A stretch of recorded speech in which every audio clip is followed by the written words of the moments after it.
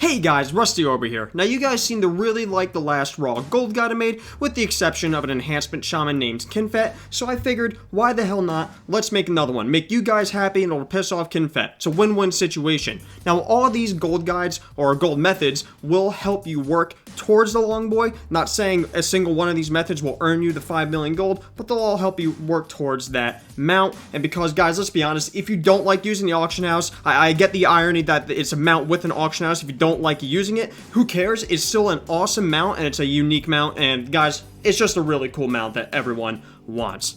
I got a lot of comments in the last video about that, so there's my response to that. Anyways, let's get right into the guide. Now the first method, as always, is going to be what I personally think is the best one. I don't believe in saving the best for last, at least in this time, and that's going to be the farm out normal mode Atal'Dazar. However, there's a couple things you're going to need before you actually enter the dungeon, and that is going to be a character with skinning, which is the one who's going to be farming the dungeon, and also either on the same character or on an alt, but a character with leatherworking who has the shimmer scale striker recipe, or the pattern to make that weapon, as that's what vendors for the most. So you're also going to want rank 3 of the bone and scale gathering. You can even get leather gathering for skinning, which is basically quests that you get from the skinning trader in either Dazar Lore or Borealis. Not trader, but trainer. You get the idea. Now, this method is really going to benefit a single character who is decently geared. You don't need too much gear for this, guys. Honestly, even if you have like around item level 450, maybe 460, with the essence of the focusing iris, you should be able to do this farm very easily. So anyways, once you have your skinning, once you have your leatherworking, also if you want the gloves enchant for Zandalari skinning or the Koltira skinning, depending again, Horde or Alliance, that'll make you skin faster. So head over to Atal'Dazar, make sure it is on normal mode. And all you're going to do, you're going to want to pull all the dino packs in the middle of the dungeon. Don't bother going around the edges of the dungeon where the bosses are or under where Razan is. Just farm out all the green, I think they're Sarad's packs, and basically the flying ones that fear. Now, I'm a very geared demon hunter, so this is I could clear this in maybe 4 minutes. Because I do this in 2, technically 3 pulls. I don't count the third pull because there's just 2 mobs. Although, guys, if you're a little bit less undergeared and depending on your class, you could very easily do this in maybe 4 pulls, even 5. The idea is you want to try and get this cleared in under 5.5 minutes, or 5.5 minutes at the most. Essentially, you want to hit instance cap doing this. So again, all you're going to do, pull all the packs in the middle of the dungeon, and you're going to want to skin every single dinosaur that you can for the scales and also the bones. So again, pull the dinos, skin them, you run out of the instance, you reset the instance, you go back and you keep skinning for the scales and the bones. Now, once you hit instance cap, all you're going to do, either on that character with leatherworking, or if you have an alt with leatherworking, mail all the mats to the leatherworking character, unless it's the main, and also, if you have the gloves enchant for Zandalari or Koltira's crafting, that'll increase the rate that you craft. All you're going to do, the leatherworking with the shimmer scale striker, you're just going to want to create all for the shimmer scale strikers. I believe it's a fist weapon. Create as much as you can, and all you're going to do is vendor it, and you're going to make a ton of gold that way. I believe in this video, on this one farm, yes, I made 7,400 gold, 7,400, and that's usually on the lower end. I remember one time I actually made around 9,000 gold, close to it. It's more like 8.9k. Obviously, this is going to depend on the amount of bones and scales that you get from skinning. Rank 3 obviously helps, and also sometimes the weapons, when you craft them, have a chance to be blue instead of green, and of course the blue ones vendor for, I believe, 60, basically they vendor for more gold. I don't remember the exact number, but they do vendor for more gold than the green ones. So again, the gold you make will depend on the amount of blue ones you get rather than the green. This is, in my opinion, the best farming method in this video that I have for you guys in terms of raw gold per hour. The only downside, there are a couple downsides. The first one, this really only benefits one character, which you could kind of look at as a downside. You could also see it as a positive, depends on your point of view. But the downside is you might need a decent amount of gear to do this. I'd say around 450, 455 item level, depending on your class. But again, guys, the essence of the focusing iris, the meme beam, the giant azurite beam, will really, really help with this farm. You could do 1 big pull or 2 big pulls. Just wait for your meme beam to come off cooldown and just blast everything in front of you. And by the time you're done skinning all the dinosaurs, the meme beam will be back on cooldown. So let's just reiterate real quick what you're going to do. You need a character with skinning and also a character with leatherworking with the shimmer scale striker pattern. Go into normal normal mode Atal'Dazar, so you're able to reset it after. Pull all the dinosaur packs in the middle with all the Saurud and all the Fear dinosaurs, and also if you want to do the big dinos in the middle, you could do that too. Pull all the dinosaurs, kill them all, skin them, run out of the instance, reset, repeat until you hit instance cap, craft shimmer scale strikers, and then vendor them all, and you got a ton of gold. Very, very easy to do, and also a good amount of gold.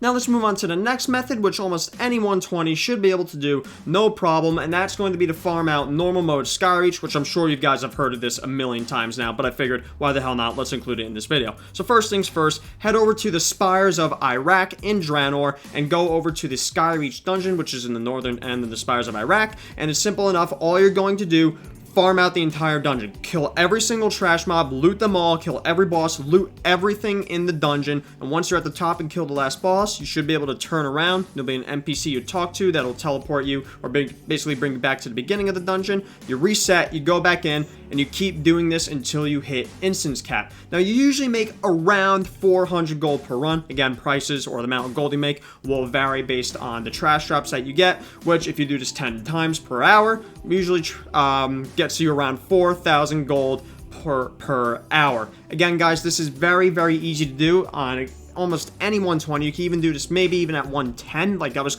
no, you want to do this at 120. Don't do this on a 110 character. Anyways, guys, you should be able to hit instance cap farming out normal Skyreach, no problem, and it's a very easy 4,000 gold per hour, so you might as well just do it. Now let's move on to the third method, and that's going to be to farm out actually another Warlords of Draenor dungeon, and that dungeon is going to be normal mode Iron Docks. Now there is a bit of a caveat to this method, however, I'll save that towards a little bit at the end of this method. Let's get right into what you're actually supposed to do first. Now, I just bit my tongue, that really hurt. So first things first, head over to normal mode Iron Docks, which is inside of Northern Gorgron, and what you're actually going to want to do before you enter this dungeon, go into, basically, you want to start any type of group, and what this is going to do, once you leave that group when you're at the end of the dungeon, after a minute, it'll actually port you back to the entrance, since Iron Docks doesn't have a natural loop back to the entrance like Skyreach does. So anyways, once you create a group, a custom group, head in there, make sure it's on normal mode, and just like Skyreach, same thing, you want to pull all the trash mobs, all the bosses, all the way till the end, clear everything in the dungeon, and loot everything. Now, I usually make around 500 to 600 gold per run, again, depending on drops, especially if the bosses drop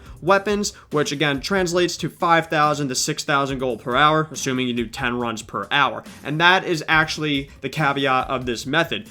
Iron Docks is a bit longer than Skyreach. A bit longer. It's actually much longer than Skyreach. Now, depending on your class and actually even your gear and basically how fast you run the dungeon, personally, in my opinion, if you can't get it to the point or cleared fast enough to the point where you're not hitting instance cap, which is again 10 instances per hour, in my opinion, you are better off doing Skyreach. However, if you want to just switch things up and you want to farm out Iron Docks, here you go. Iron Docks is also a very good source of gold. And honestly, so is Auchindoun as a little bit of a bonus tip if you want to do that one too. In my opinion, guys, the best way to make gold is not just to do one thing over and over again because it'll drive you friggin' nuts. It's just to switch things up. So again, Iron Docks, head over to normal, make sure it's on normal mode, create a custom group, and once you kill, I believe his name is Skolak, essentially the last boss, you leave the group, wait a minute, it'll teleport you back to the dungeon, basically saving you like around a minute and a half. Now let's move on to the fourth method. We're finally moving on to some raids actually. Now in my last video I did mention Warlords of Draenor raids, which give a ton of gold and in my opinion is still probably one of the best raw gold farming methods. Now this one is actually going to be to farm out Mist of Pandaria raids, which really again benefits one character. It also benefits ults once you clear all them in one character. If you have ults to do them on, you can do that. However, if you have one character, you finished out farming your Warlords raids, you can then move on to Mist of Pandaria raids. Now this works a little bit differently than Warlords though.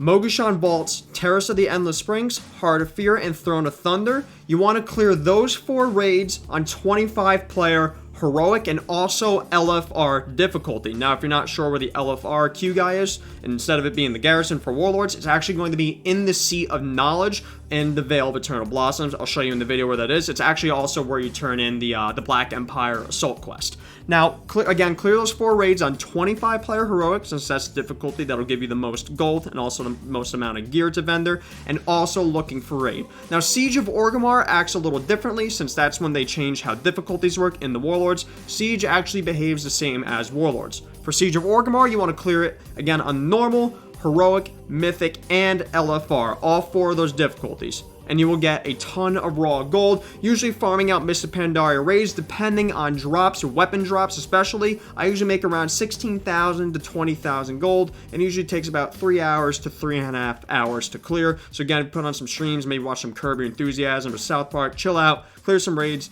get some transmog and some mounts. Simple enough. I just want to reiterate though, guys, those 4 raids I did mention, the Throne of Thunder, Mogushan Vaults, Terrace of the Endless Springs, and Heart of Fear. Again, 25 player heroic, and also you can clear them on LFR. Siege of Orgrimmar is normal, heroic, mythic, and LFR. Simple enough, go clear all those raids, make a ton of raw gold. Now moving on to the final method that I have for you guys in this video, it is going to be more raids, and that is actually going to be Legion raids, specifically Legion looking for raid. Now this is again really going to benefit one character, but also one pretty decently geared character. Now most of the Legion raids are going to be pretty easy to solo, especially around 450, 455 item level. The only 2 bosses that might give you some trouble are going to be Agrimar and Iminar. Now I do have separate guides on my channel, actually specifically I have a normal and Taurus solo guide on my channel that you can watch if you want more detail, but for Iminar, basically you need to DPS him before he basically permanently stuns you with his sleep canister. If you use the inherited insignia of the Horde or the Alliance, that will actually give you 1 stun break to get out of there, and then you'll need to push him before he does the second one. And for Agrimar, you need to be able to DPS him down before he does his Taishalak technique, which includes Flame Rend, which will knock you off the platform. Again, I recommend using CDs on to get him to 50%, and then after the intermission, maybe use Bloodlust or Drums to get him dead before he does the Taishalak technique. Now, if you clear all Legion LFR raids, when I do them, I usually make around 6,500 to 7,000 gold, again, depending on drops. The reason why it's actually not more is because Legion raids don't drop weapons. They do drop relics, which self-forge vendor for less than weapons, of course. However, the actual gear, like chest pieces, still vendor for like 60 gold, which is a little bit less than Warlord's weapons. Essentially, guys, you still make a lot of raw gold from just doing Legion LFR. And again, most geared characters, depending on your class and then what your how well itemized you are with corruptions and also essences, should be able to clear these LFR raids. I recommend just clearing what you can. If you can't clear bosses like Iminar and Agrimar, it's not that big of a deal. You'll just lose out on some gold. Clear what you can. Now, the reason why I do want to mention normal, heroic, and mythic Legion raids, personally, I don't think it's worth mentioning those, since I don't think the average player can really solo those right now. Maybe in Shadowlands we could start talking about raw gold for those. So for now, guys, essentially, just as basically a refresher for this, clear all the Legion raids as much as you can, and you'll make a good amount of raw gold. So there you go, guys. That's all the raw gold making methods that I have for you. However, before I end the video, I do want to reiterate, I'm not saying if you do all these methods, these are the best way or the most time efficient way to earn 5 million gold to make your Longboi.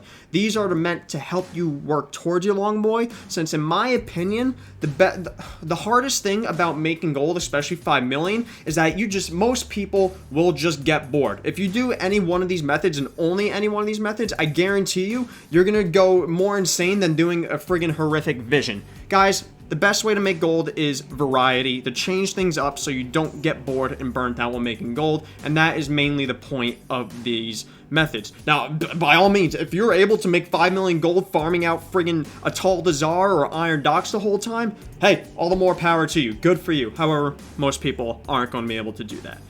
And that's pretty much it, guys. Now, before I do end this video, I have one more thing to say. I do want to let you guys know something. They let me pick.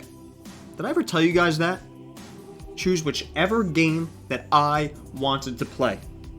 Now, you guys know me. I did my research.